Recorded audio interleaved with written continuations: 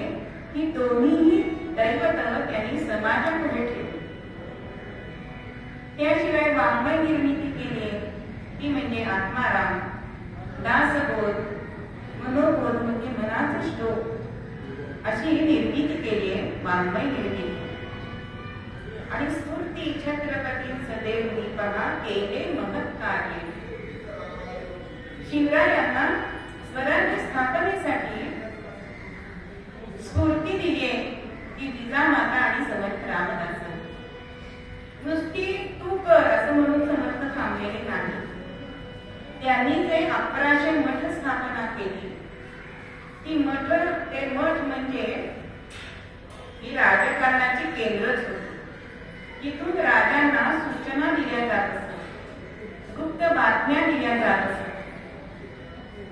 असे हे समर्थ त्या जगत जननी पुढे उभे आहे आणि तिला सांगताय की तू जशी राम वरदायिनी झालीस तशी शिव वरदायिनी हो। काल आपण तिचं बघितलंय, रूप कसं असावं, स्वरूप कसं बघावं।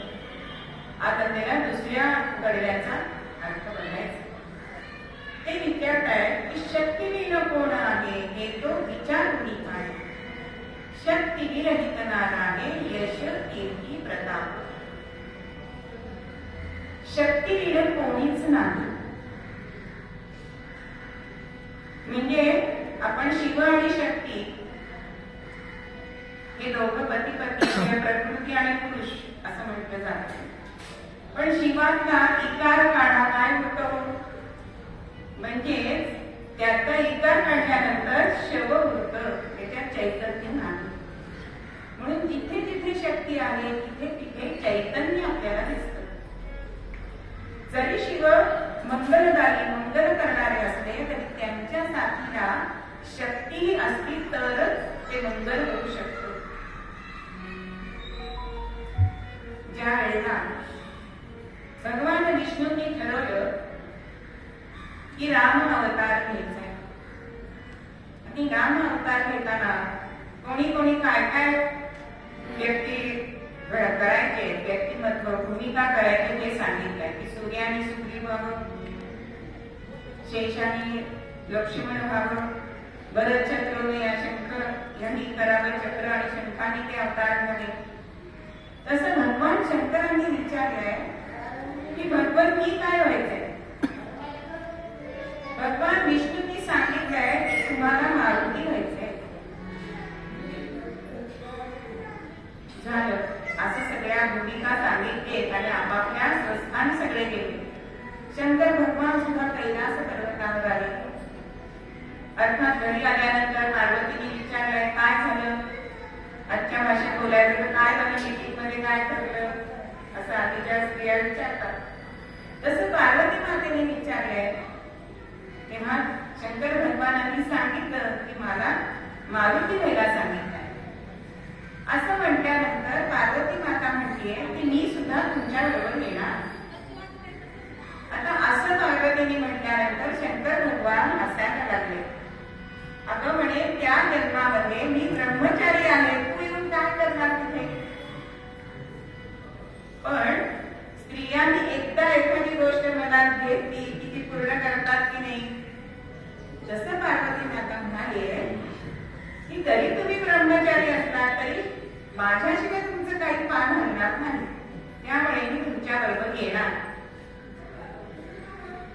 म्हणून पार्वती माता ही हनुमानाची शक्ती झालेली आहे।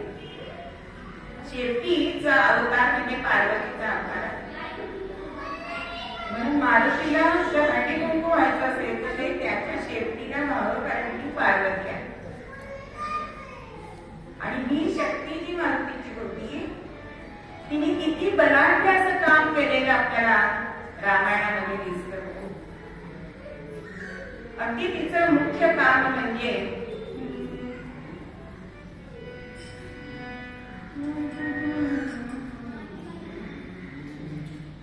नीलया उर्मी गगनात, नीलया उर्मी गगनात, पेटली लंकार, पेटली लंकार।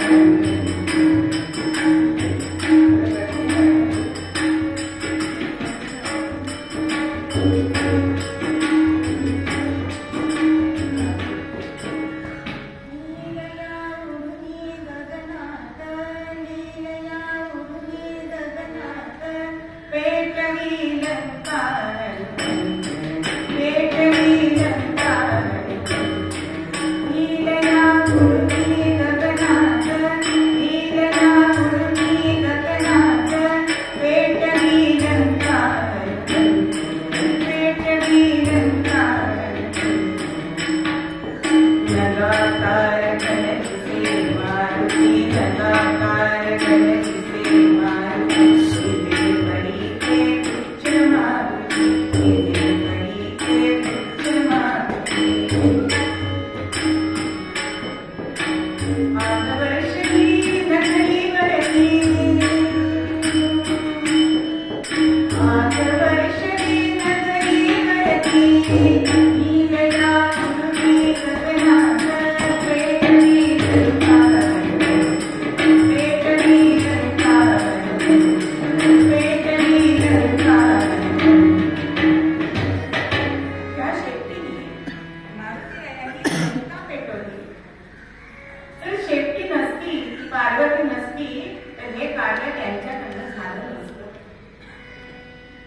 लंकेचा अक्षरशः तिथे इतका जरी लंका म्हणजे जणू काही अग्नीची भिंत उभी राहिली असं चित्र आपल्याला तिथे दिसतं. अशी ही शेपटी म्हणजे पार्वती आहे. म्हणून जिथे शिव आहे तिथे पार्वती सुद्धा असते. जिथे शिव आहे तिथे शक्ती असतेच असते. म्हणून समर्थ म्हणतात की शक्तीवीर कोण आहे. हो, शंकर सुद्धा शक्तीविना नाही तर आपल्यासारख्यांची काय गोष्ट. आपल्याला प्रत्येकाला शक्ती आहे म्हणून आपण कुठलेही कर्म करू शकतो. जर शक्ती नसेल तर आपल्याला डॉक्टरांकडे जावं लागतं, शक्तीवर्धक इंजेक्शन घ्यावी लागतात. मग त्यावेळेला आपल्याला शक्तीची किंमत कळते. जोपर्यंत आपण कार्यरत असतो तोपर्यंत आपल्याला काही वाटत नाही. पण जेव्हा हिमोग्लोबिन कमी होतं त्यावेळेला त्याची किंमत आपल्याला कळते. ही 4 पावलं टाकली तरी घामाघूम होतो मनुष्य. अहो, जेवलं तरी सुद्धा घाम फुटतो. इतकी शक्ती जर कमी झाली तर मनुष्य काही करू शकत नाही. अशी ही शक्ती, तिचा प्रताप एवढा मोठा आहे. म्हणून समर्थांनी दासबोधामध्ये या शक्तीचे प्रकार दिलेले आहेत. 4 प्रकार मुख्य सांगितले ते म्हणजे क्रियाशक्ती, क्रियाशक्ती, द्रव्यशक्ती, इच्छाशक्ती आणि ज्ञानशक्ती असे 4 मुख्य प्रकार समर्थांनी दासबोधामध्ये सांगितलेले आहेत. मग इच्छाशक्ती, आपल्या माणसाला खूप इच्छा असतात का, हे आपण करू ते आपण करू आपण असं म्हणतो. पण प्रत्यक्ष त्यातल्या किती इच्छा पूर्ण होतात नाही होत. का होत नाही? कारण त्याच्यामध्ये क्रियाशक्ती नसते. कुठलीही इच्छा जरी आपण केली की अगदी आता आपण गोंधळ्यामध्ये राहतोय, नाही 4 लाख की काकड्याला जायचंच अशी इच्छा मनात आहे. पण ती इच्छा पूर्ण होते का? गजर बंद केला जातो लावलेला. ही क्रिया घडल्यामुळे काकड्याला यायची इच्छा पूर्ण होत नाही. म्हणजे जेव्हा तुमची इच्छाशक्ती आणि क्रियाशक्ती दोन्ही काम करेल तेव्हा ते तुमचं इच्छित पूर्ण होणार आहे. म्हणून कुठल्याही गोष्टीला क्रियाशक्ती सुद्धा तितकीच महत्वाची आहे. कोणीही आचरण जर केलं नाही, नुसतं माझा देईल असेल, माझा हरित देईल खाटल्यावर असं काहीही मिळत नाही. प्रयत्नाने तुम्हाला ते करावंच लागतं. दुसरी शक्ती सांगितली, तिसरी शक्ती ही अर्थशक्ती सांगितली.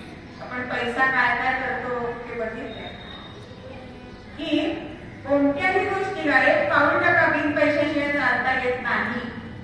फक्त गोंधळस्थान असं आहे की आवाज शिकल्यानंतर तुम्हाला पैसे सुद्धा काढावी लागत नाही. तुम्हाला तिथे चहा मिळतो, नाश्ता मिळतो, जेवण मिळतं, खोल्या मिळतात, सगळं मिळतं. पण व्यवहारामध्ये असं आहे का? समजा तुम्ही एखाद्या दुकानात गेलात आणि चहा घालायला सांगितलं, ते बरं चहा. पैसे नसतील तर तो म्हणतो माझ्या कप्पाच्या मिसळून द्या. इतकी गोष्ट होते. म्हणजे अर्थशक्ती सुद्धा तितकीच महत्वाची आहे. व्यवहारामध्ये अगदी बालवाडीची ऍडमिशन घ्यायची असते आणि लाखांनी पैसे लागतात. किंवा डॉक्टरांकडे गेला तर डॉक्टर हात लावायचे कमीत कमी 800-1000 रुपये तरी घेतात. म्हणजे तुम्हाला ऍडमिट व्हायचं असेल तर ते काय सांगतात, 10,000 आधी भरा, मग आम्ही तुमच्या पेशंटकडे बघतो. पैशाशिवाय काही चालत नाही. अर्थशक्ती तितकीच आवश्यक आहे कुठलंही कार्य करायला. आणि ज्ञानशक्ती, जरी ह्या तिन्ही शक्ती असल्या तरी ज्ञानशक्ती असल्याशिवाय तुम्ही काही करू शकत नाही. मग हे ज्ञान घ्यायचंय म्हणजे प्रत्येक जी गोष्ट आपल्याला करायची इच्छा आहे त्याच्या संबंधी सर्व माहिती ज्ञान घेणं, प्राप्त करणं आवश्यक आहे. आणि ह्या 4ही शक्ती आपल्याला शिवप्रभूंनी त्यांच्या चरित्रामध्ये आचरलेल्या दिसतात. त्यांना इच्छा होती की नाही स्वराज्य, हिंदवी स्वराज्य स्थापन करण्याची इच्छा होती.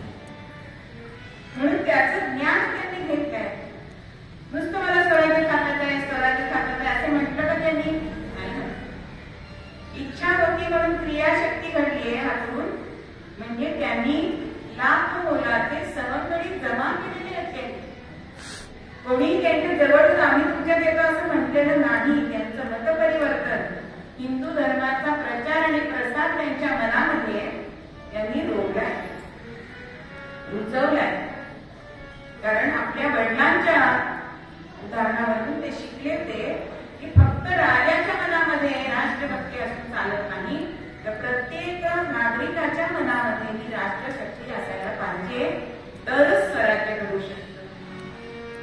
म्हणून अनेक असे सवंगडी, जीवाला जीव देणारे, तळहातावर शिरे ठेवून राजासाठी प्राण देणारे असे सवंगडी त्यांनी मिळवले. म्हणजे ही त्यांची क्रियाशक्ती झाली. ज्ञानशक्ती, स्वराज्याचं त्यांनी ज्ञान घेतलंय कसं आपण स्वराज्य स्थापन करायचंय. म्हणून दादोजी कोंडे यांच्याकडनं त्यांनी ते ज्ञान घेतलंय. आपल्या मातेकडून न्याय कसा करायचा हे त्यांनी शिकलंय. शस्त्रनीती शिकले, युद्धनीती शिकले, म्हणजे हे ज्ञान त्यांनी घेतलंय. आणि ते ज्ञान योग्य त्या वेळी वापरलं पाहिजे ना. मग एकदा सगळ्या सवंगड्यांबरोबर युद्धनीतीची चर्चा चाललेली होती, त्याचे धडे देत होते आणि दुपारची वेळ झाली. जवळच असलेल्या एका मावळ्याच्या घरी ते जेवायला गेले. राजांनी मावळ्यांसारखं त्यांच्यामध्ये ते होऊन राहिले, म्हणूनच राजा हा सगळ्यांना प्रिय होता. त्या मावळ्याच्या आजीने खिचडी केलेली होती. गरीब काय करणार, सगळ्यांना पुरेल एवढी मुगाच्या डाळीची खिचडी केलेली.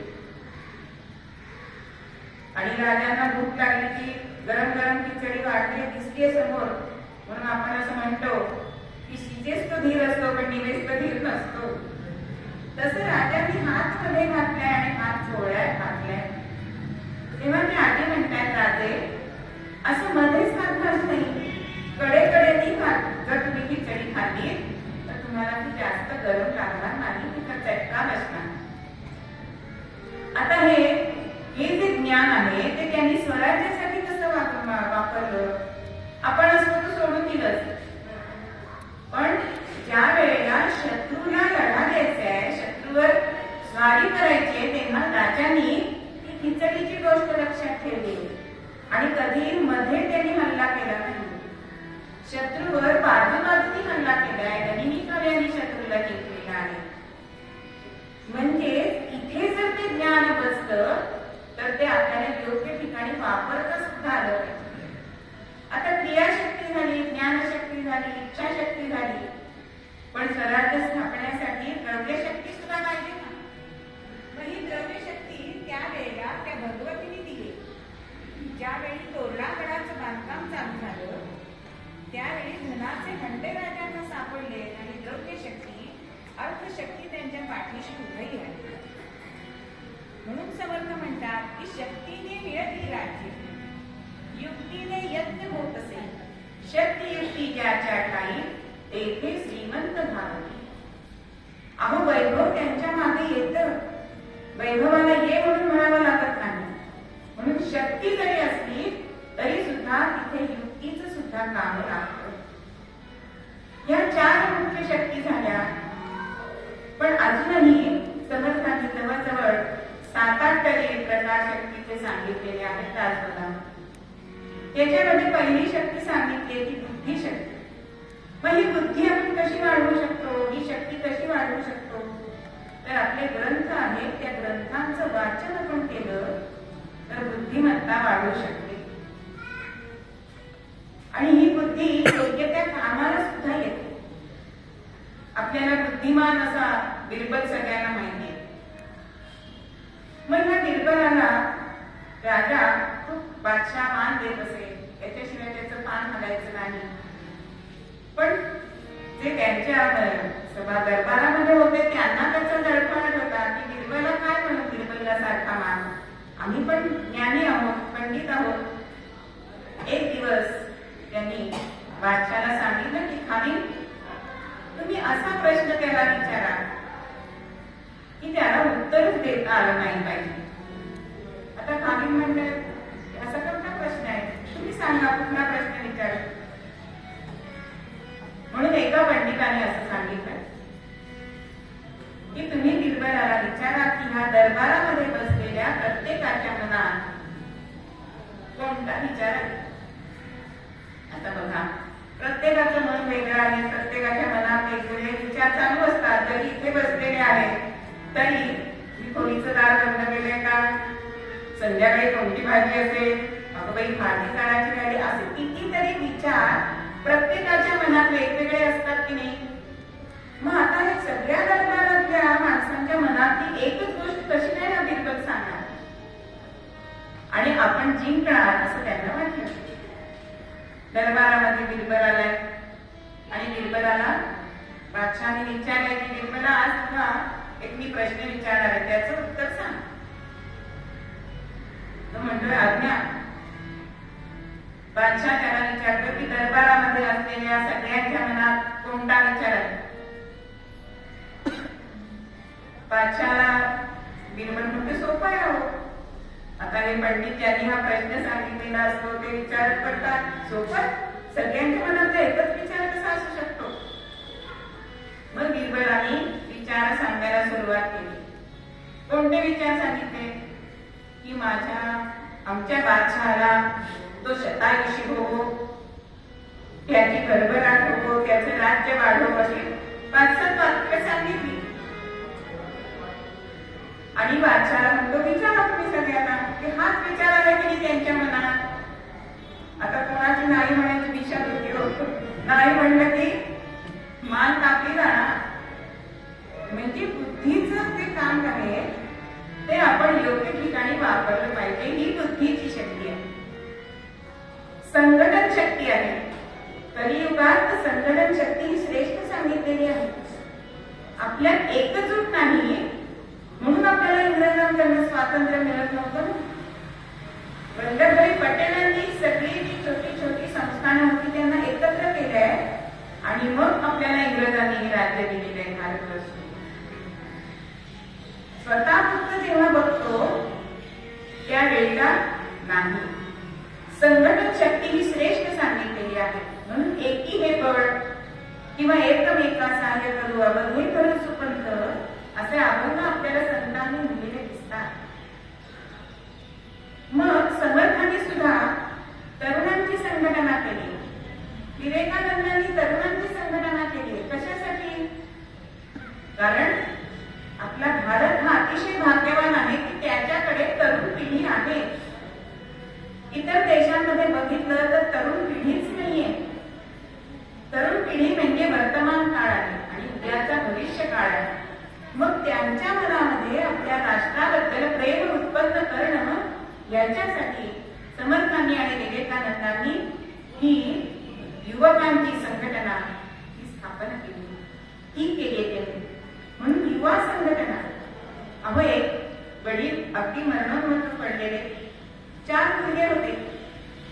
त्यांनी काय सांगितलं की ह्या काठ्या आहेत ना, 4 काठ्या होत्या. प्रत्येक मुलाला एक एक दिले आणि सांगितले तोडून दाखवा. तोडून दाखवले. तेव्हा वडिलांनी दुसऱ्या 4 काठ्या दिल्या, त्या एकत्र बांधलेत आणि आता तोडा असं सांगितल्यानंतर त्या 4 काठ्या एकदम तोडता आल्या नाही. का? त्या एकत्र होत्या म्हणून. म्हणून संघटन शक्ती ही श्रेष्ठ सांगितलेली आहे. त्यानंतर आहे देवशक्ती. देहामध्ये सुद्धा आपल्या शक्ती असायला पाहिजे. बघा, आपण सगळ्या संतांची चरित्र बघा. सगळ्या संतांना, ज्ञानेश्वर माऊली असू दे, तुकाराम महाराज असू दे, सगळ्या संतांना त्रास झाला की समाजाकडून. पण समर्थांच्या चरित्रात एक तरी कथा अशी आहे का समाजाकडनं त्रास झालाय का? शक्ती होती हो त्यांच्यामध्ये. दररोज 700 सूर्य नमस्कार ते घालत होते. मग शक्ती ही जर असेल तर समोरचा जरा घाबरूनच असतो. शक्तीने मिळती राज्य असे त्यांनी सांगितले. ते स्वानुभवावरून सांगितले, नुसतं नाही सांगितले. अशा अनेक शक्ती ह्या आपल्याजवळ असायला पाहिजे. आता सुद्धा नवीन तंत्रज्ञानामध्ये अनेक शक्ती आहे. ही यंत्रशक्ती आहे, ऊर्जा शक्ती आहे, सौर शक्ती आहे. स्त्री शक्ती जागृत करायची त्याच्यामध्ये ती आहेच, ते स्फुल्लिंगच आहे. पण अशा शक्ती विद्युत शक्ती आहे. अहो विद्युत शक्ती तिची तर किती रूप आहेत. ज्या वेळेला ही वीज, जरा आपली इथे वीज गेली की माझा आवाज तुम्हाला ऐकायला येत नाही ना, हे तिचंच कार्य आहे ना. म्हणजे ही शक्ती ह्याच्यामध्ये आहे म्हणून माझा आवाज तुम्हाला स्पष्टपणे ऐकू येतो. ही जर वीज आपण फ्रीज मध्ये फिरवली तर ती पाणी थंड करण्याचं काम करते. हीच वीज गिझर मध्ये फिरवली तर पाणी गरम करण्याचं काम करते. ती दिव्यांमध्ये गेली तर ती आपल्याला प्रकाश देते. अशा तऱ्हेने प्रत्येक ठिकाणी ही विद्युत शक्ती अशी कार्यरत असते. म्हणून शक्तीविना कोणीही नाही. शक्तीविना आपलं आयुष्य हे खोट सांगितलेलं आहे. म्हणून ह्या शक्तीला समर्थ सांगतायत की तुम्ही आजमावा. शक्ती ही किती आवश्यक आहे. अहो प्रभू रामचंद्रांनी सुद्धा जेव्हा बलकल नेसून वनवासामध्ये ते गेले, कुठलंही द्रव्य बरोबर घेतलं नव्हतं, पण धनुष्यबाण घेतला का नाही? कारण त्याच्यात त्यांची शक्ती आहे. आणि त्या शक्तीच्या जोरावर त्यांनी वनवासामध्ये सुद्धा ऋषी मुनींचं त्यांनी सहाय्य केलंय, मदत केलेली आहे. अशी ही शक्ती ही अत्यंत आवश्यक आहे. म्हणून शक्तीवीर कोण आहे हे तो विचारुनी आहे. शक्तीवीर नार आहे यश कीर्ती प्रताप. शक्तीविना तुम्हाला यश मिळत नाही, कीर्ती मिळत नाही आणि पराक्रम तुमच्या मधून होत नाही. शक्ती नसेल तर हे सगळं आपल्याला मिळत नाही. म्हणून आपल्याला यश मिळवायचं असेल तर आपल्याला चांगला अभ्यास करायला पाहिजे. म्हणजे बुद्धिशक्ती वापरली पाहिजे, इच्छाशक्ती असायला पाहिजे की मी मेरिट मध्ये येणार हे तुम्ही इच्छा धरल्याशिवाय तुम्ही चांगला अभ्यास करणार नाही. हे आध्यात्मिक सुद्धा आहे ना. आध्यात्मिक मध्ये सुद्धा आपण इच्छाशक्ती काय करू शकतो की आम्ही काळा मी आज करणार आहे जपाच्या, ही सुद्धा इच्छाशक्तीच आहे. आणि रात्री आपण आपल्या मनाला सांगायचं आहे की माझ्या ठरलेला संख्या होती की पूर्ण झाली का. कारण त्याच्यासाठी क्रिया असायला पाहिजे. नुसती माळ पलंगावर जप होणार नाहीये. म्हणून जे व्यवहारामध्ये शक्ती आहे तीच परमात्मामध्ये सुद्धा तुम्ही लावली तर ती भगवत जननी आहे, तिची आपल्याला प्राप्ती करून देत आहे. म्हणून यश कीर्ती पराक्रम या शक्तीच्या जोरावर आपण मिळवू शकतो. आपल्याला आज एक पीठ बघायचे शक्तीपीठ, ते म्हणजे औंधाची यमानी. औंध साताऱ्याजवळ भटा नावाचा तालुका, त्याच्यामध्ये तिचं पीठ आहे. तिची दोन पीठ आहेत, एक डोंगरावर आहे आणि एक गावावर आहे. 400-500 पायऱ्या चढून जावं लागते. 6 फूट उंचीची तिची मूर्ती आहे. आणि ह्या देवीचं वैशिष्ट्य म्हणजे तिच्या पुढे तिचं वाहन नाहीये, नंदी आहे बरं का तिच्या पुढे. आणि जी गावामध्ये तिचं रूप आहे, तिचं देऊळ आहे, तिथे 4 मोठ्या दीपमाळा आहेत. त्या आजही पौषामध्ये सगळ्या दीपमाळा प्रज्वलित केल्या जातात. असं तिच्या पौषामध्ये उत्सव केला जातो. यमानी देवी ही अनेकांची कुलदेवता सांगितलेली आहे. पंतप्रतिनिधींच्या काळामध्ये तिचं ऐश्वर्य जास्त वाढलेलं आहे. त्यानंतर आज आपल्याला पूजन करायचंय, ते पूजन करायचंय कालरात्री. कालरात्रीचं पूजन करायचंय. ही कालरात्री रक्तबीजाचा निवध केलेला आहे. म्हणून तिचं रूप हे अत्यंत भयंकर उग्र सांगितलेलं आहे.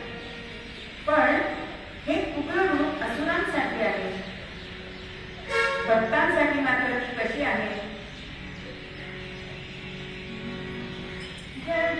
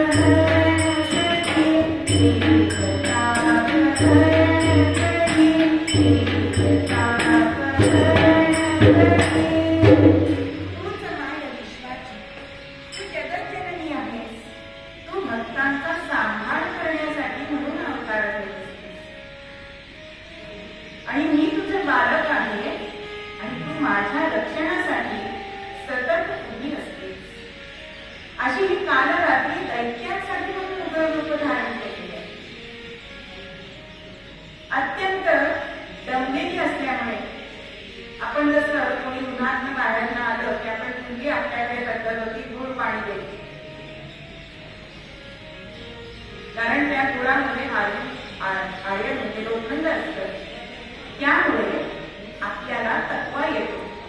तशी रक्तबीजाचा वध करून ही जमले म्हणून हिला गुळाचा नैवेद्य दाखवत आहे. हिचं वाहन आहे या रूपामध्ये ते गर्दभ म्हणजे गाढव. यावेळी सिंहावर बसलेली नाही.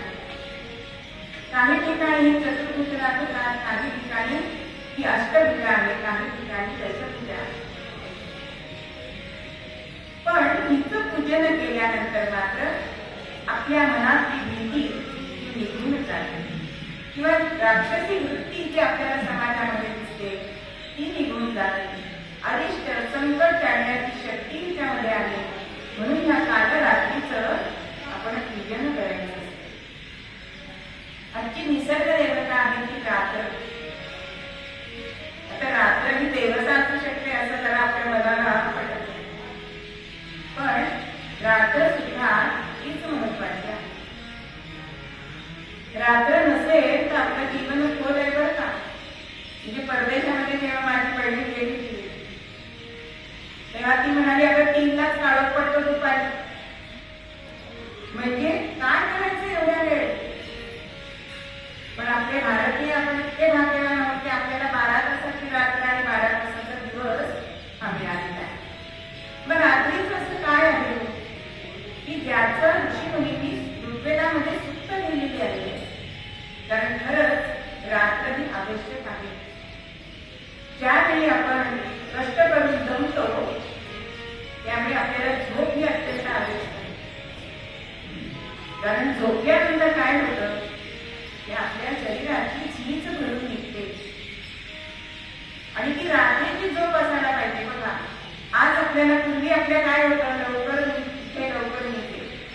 आज आपल्याला दिसतं का नाही. 2-2 वाजेपर्यंत मुलांच्या ड्युट्याच असतात आणि त्यामुळे आरोग्य बिघडतं. अगदी परदेशातून आल्यानंतर देखल्यात लागतं बघा. पण रात्रीची झोप झाल्याशिवाय तुम्हाला समाधान मिळत नाही. म्हणून रात्र ही आवश्यक सांगितली. मला सुद्धा प्रश्न पडायचा कशासाठी रात्र आहे चालत ना. पण ज्या वेळेला आम्ही वारीला गेलो होतो चालत त्यावेळेस तुम्हाला चालायचं असो नसो तुम्हाला 5च्या आत आंघोळ घातली पाहिजे. त्यावेळी मला काळोखाचं महत्व कळलं. उभ्यावर स्त्रिया आंघोळ करू शकत नाही. म्हणून काळोख हा सुद्धा तेवढाच आवश्यक आहे. आणि या काळोखामध्ये चंद्र चांदण्या ज्या आहेत ना त्या चंद्र चांदण्या बघण्याचं जे नेतृत्व आहे ते महत्वाचं. म्हणजे आपण आता घरामध्ये प्रत्येक घराकडे झुंबर असतात बघा. पण चंद्र चांदण्यांचं झुंबर प्रथम भगवंतांनी लावलंय ना आकाशात त्याच्यावरनं माणसाला सुख देतात. म्हणून या चांदण्याचा आस्वाद घेण्यासाठी रात्री आपल्याकडे शतपावली सांगितलेली आहे. पण शतपावली म्हणजे खरंच शतपावली करायची. 3-3, 4-4 किलोमीटर चालायचं नाही. ते सुद्धा कसं चालायचंय वाघ पाठीमागे लागल्यासारखं चालायचं नाही. गजगतीने चालायचं. या रात्रीच्या मध्ये सुद्धा तुम्हाला नवीन कल्पना सुचतात. म्हणून रात्र ही तितकीच आवश्यक आहे. आणि दुसरं रात्रीचं महत्व म्हणजे जसं सूर्यप्रकाशामध्ये वनस्पती आपलं अन्न तयार करतात तसंच सूर्यप्रकाश चंद्रप्रकाशामध्ये त्यांची वाढ होते. म्हणून आदल्या दिवशी असलेली कळी दुसऱ्या दिवशी फुल होते ती रात्री होते ना. दिवसालाही फुल होत रात्रीमध्ये ते वृद्धिंगत होतं आणि मग ते सकाळी आपल्याला फुल दिसतं. म्हणून रात्रीमध्ये अशी ताकद आहे की कुठलीही गोष्ट वर्धिष्णू होते वाढते. म्हणून चंद्र आणि सूर्य हे दोघंही परोपकारीच आहेत. कारण इतंत म्हणून हे त्यांचं ध्येय आहे. म्हणून या रात्रीला या ऋषीमुनींनी देवता मानली आहे. आजचा रंग आहे तो केशरी आणि हा त्यागाचा रंग मानला आहे. हा रंग कसा तयार होतो तर लाल आणि पिवळा. म्हणून या दोन्ही रंगांचं त्याच्यामध्ये गुणधर्म आपल्याला दिसतात की लाल हा आकृष्ट करून घेणारा आहे आणि पिवळा हा साहवर्धक आहे. म्हणून त्याग करताना सुद्धा आपल्या मनामध्ये कुठला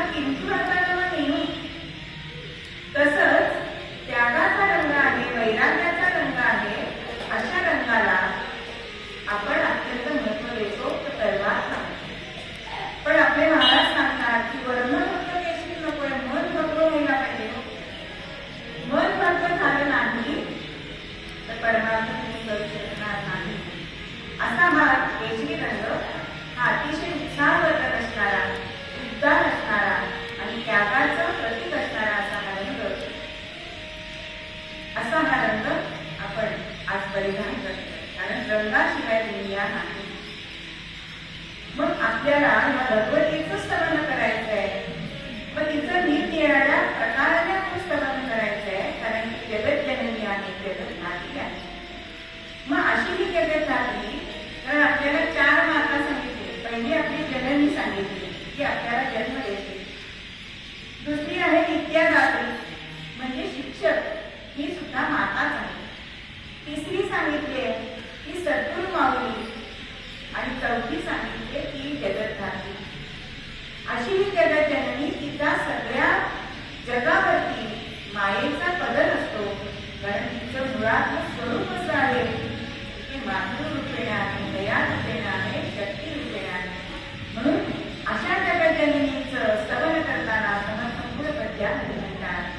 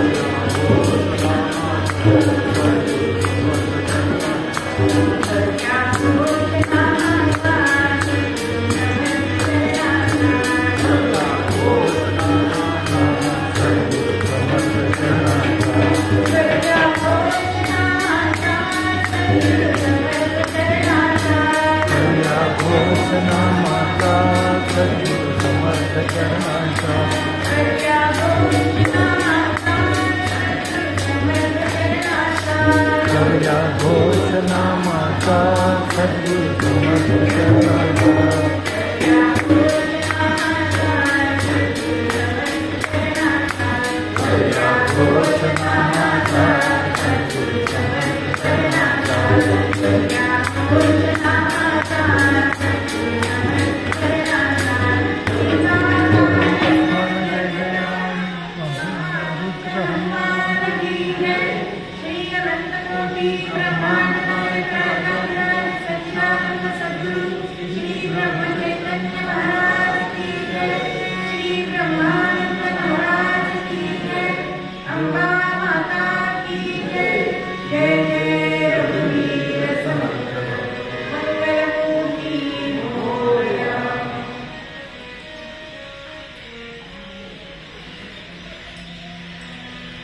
काल जे नव्हते श्रोते त्यांच्यासाठी थोडासा पूर्वभाग रिकॅप. जगन्नाथपुरीमध्ये या जगन्नाथाचे निष्ठावंत भक्त राधा कोल्हाटी राहते. त्यांचा असा नियम होता की प्रार्थनामध्ये खेळ लावायचा, त्यातनं जे आपल्याला पैसा मिळेल त्याचा विभाग विकत घ्यावा, जगन्नाथाला नैवेद्य समर्पण करावा, तो प्रसाद म्हणून आपल्याला त्यांना चंद्रा नावाची एक मुलगी अत्यंत सुस्त रूपाची होती आणि तिचा खेळ बघण्यासाठी असंख्य लोक त्या जगन्नाथाच्या प्रांगणामध्ये जमत. ही सुस्त रूप बघून राजा रुद्र तिच्या मोहात पडलाय आणि तिला मागणी घालते माझ्याशी विवाह. तीच गोष्ट मनावर चिंती केले आणि वडिलांना सोडून चंद्रा राजकुमाराकडे गेली, ऐशो आरामामध्ये राहू लागली. इकडे खेळ आणि खेळ चंद्रा करत नाही म्हटल्यानंतर गर्दीला ओढी लागली. खेळामध्ये उत्पन्न मिळेना, उत्पन्न नाही म्हणून भगवंताला नैवेद्य नाही म्हणून लाखांना उपास करायला लागला. भगवंतांनी अन्नछत्राची सोय केली पण तिथे ते देवाला गेले नाही. म्हणून या आदिमाई जगत जननीने त्या चंद्राच्या आत्याचं म्हणजे लाखाजीच्या बहिणीचं रूप घेतलंय, कान उघडले. तेव्हा त्या चंद्राने 500 मोहरा आपल्या वडिलांना पाठवले. ते चिठ्ठी दिली की आपण इकडे या, मला माझा संसार सोडून येता येणार नाही. त्या मोहरा ते देत नाही, उलट तिलाच त्यात मागच्या बाजूला लिहून पाठवतात की तुला असं वाटत असेल की बाप उपाशी मरायला नको तर तू इकडे निघून ये, नाहीतर मला पोचणारा जगन्नाथ माझा आहे. असं झाल्यानंतर भगवंताला एक युक्ती सुचली आणि त्या आधी मायेला तो सांगतोय की आता माझ्या भक्ताची चांगली आपल्याला करता येईल. कशी करता येईल तर तू त्या मुलीचं रूप घे, तू चंद्रा हो आणि आपण त्याच्या इथे जाऊन त्याची चाकरी करू. हा विचार भगवती मातेला सुद्धा आवडलाय. का आवडलाय? जर मुलगी म्हणून जायचं होतं, माहेरी जायचं होतं आणि शिवाय पती बरोबर असणार म्हणजे माहेरी पतीचा सहवास म्हणजे दुधाचा सर्वचा म्हणजे नवऱ्याची काही सेवा करायला लागत नाही पण पतीचा सहवास मिळतो. त्यामुळे भगवती सुद्धा याला आनंदाने तयार झाली आणि त्या चंद्राचं रूप भगवती घेतलंय. ते कसं? Thank you.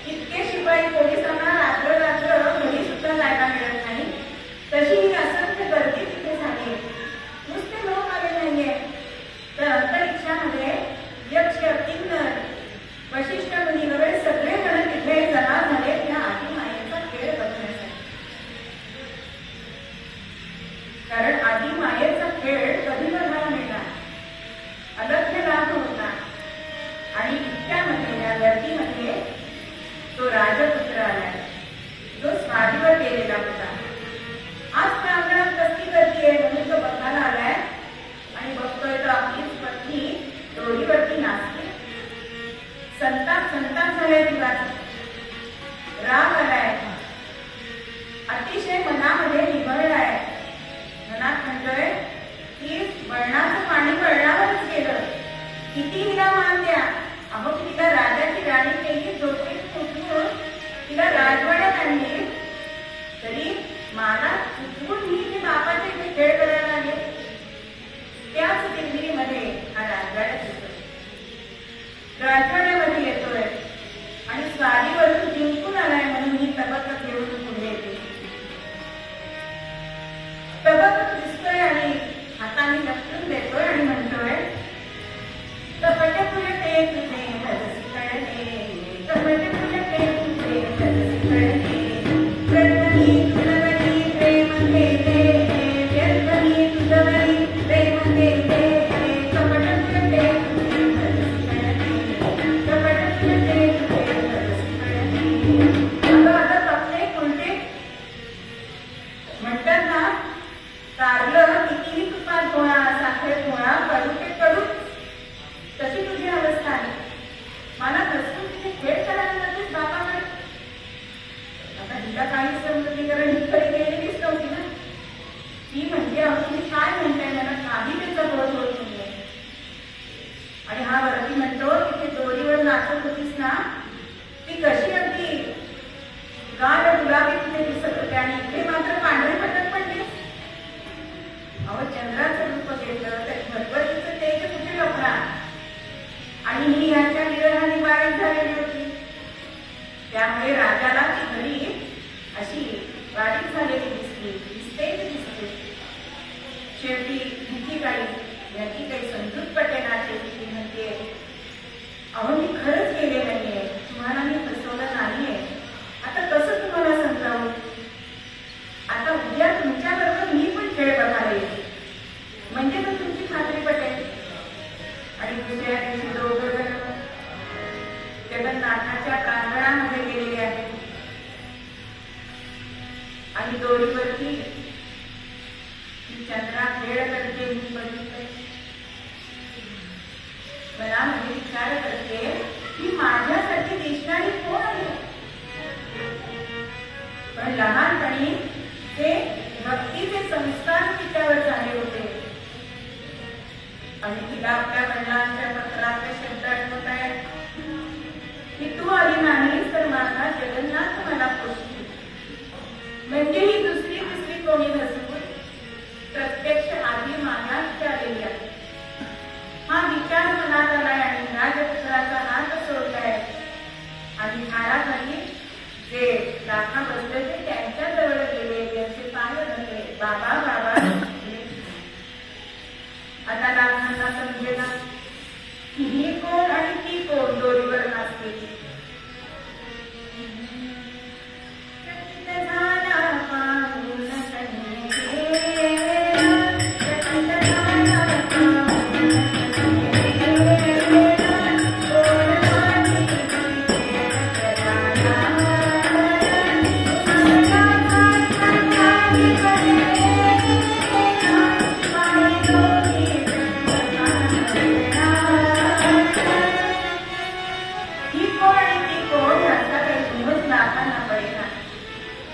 आणि मग त्या पुन्हा त्याकडे लक्ष दिल्या आणि त्याचे शब्द आठवले. ब्रह्मती पिता तो माझा त्याचा ठिकाणा. अहो मायापुढे दिसते का, परब्रह्म दिसतं का. आम्ही तीन बंधू म्हणजे ब्रह्मा विष्णू महेश, म्हणजे हा दुसरा तिसरा कोणी नसून जगन्नाथच आहे माझा. त्याखाली झाडाचे फुटले आणि गोंधाट्याच्या पायाशी आले. भगवंताला म्हणते भगवंता माझ्यासाठी एवढं भीन असं जातीचं तू उठू बघितलंस, पण तुला ते अजिबात शोधत नाहीये.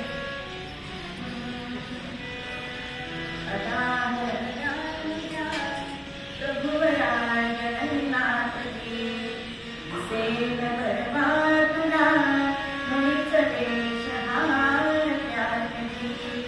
करी मुकुट मस्तकी करी गदेस नारायणा. अतुल जगहे तया त्वरित जागी गो दर्शना. भगवान गोपाल कृष्णराज भगवंता तुला हे रूप अजिबात चांगलं दिसत नाही. तू